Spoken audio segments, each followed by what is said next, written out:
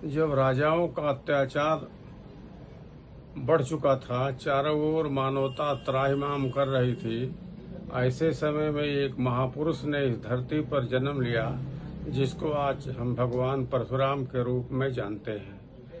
भगवान परशुराम का आविर्भाव दिवस आज ही के दिन हुआ था। उन्होंने अत्याचार अनाचार के खिलाफ संपूर्ण सृष्टि में आतताइयों का वध किया और कुरीतियों के खिलाफ संघर्ष किया। आज कौटिल्य फाउंडेशन की ओर से मैं पुण्य श्लोक चिरंजीवी भगवान परशुराम को नमन करते हुए एक बात आम जन से आग्रह करना चाहते हैं कि हिंदू समाज में या सनातन समाज में जो समय समय पर कुरीतियां घर कर गई हैं, उनको दूर करने के लिए बड़ा भगीरथ प्रयास करने की आवश्यकता है।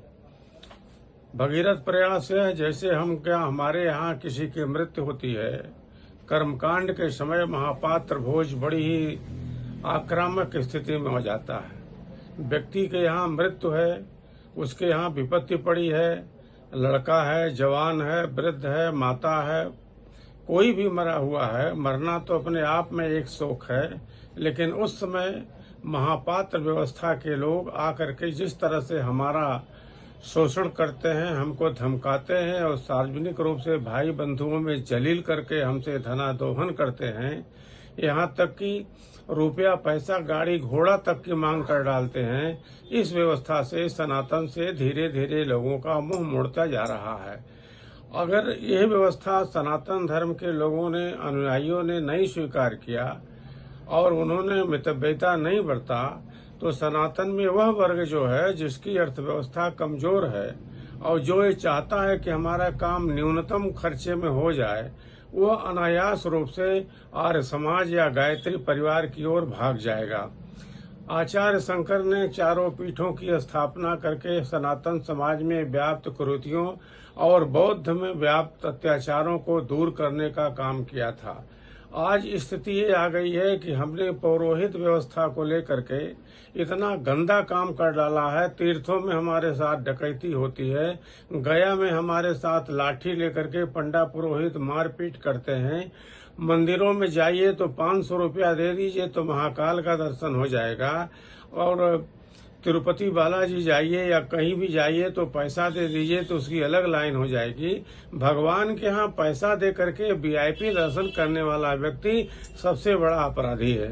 गंगा में अगर कोई पाप, आम आदमी अगर पाप करता है तो उसका पाप तो धुल जाएगा गंगा में नहाने से, लेकिन अगर जानबूझ करके कोई पाप करता है तो उसको यमराज का दंड ही दुरुस्त करेगा। इस तरह की व्यवस्था का पालन करना चाहिए।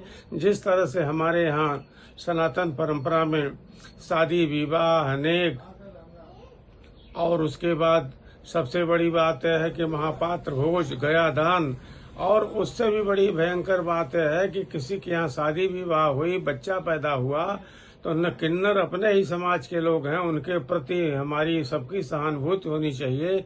लेकिन किन्नर व्यवस्था में जिस तरह से 1 लाख 1.5 लाख से लेकर के 10,000 15,000 तक जा करके फिर नेग ले लेते हैं और व्यक्ति की रूह कांप जाती है, उस व्यवस्था को हमको हर हालत में दुरुस्त करना होगा।